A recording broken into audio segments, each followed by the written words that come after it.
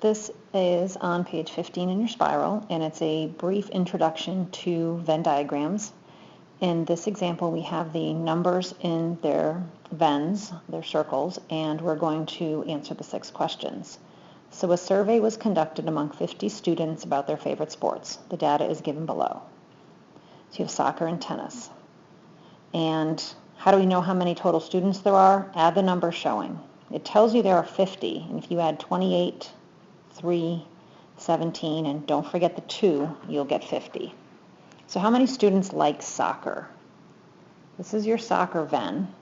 So you have 28 and 3, and you have to include that 3 because it's part of the soccer, and that's going to give you 31 students who like soccer.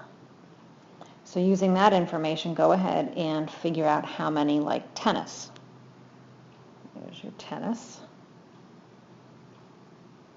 You would get 17 and 3, which would be 20.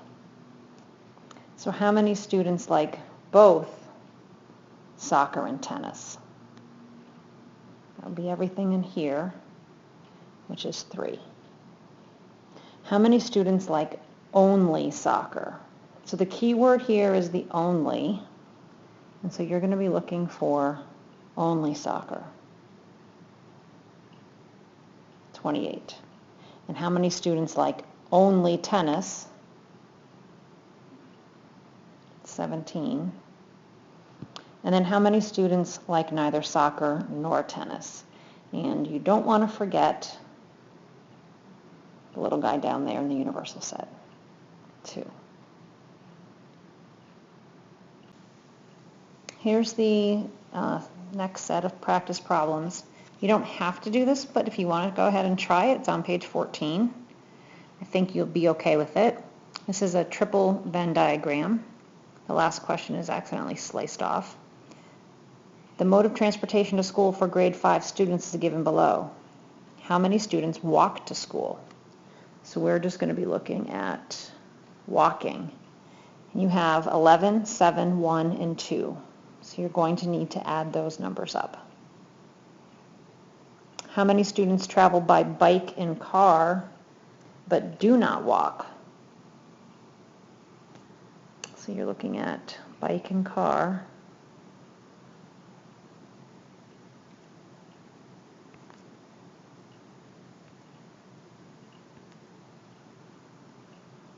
But do not walk. How many students took this survey?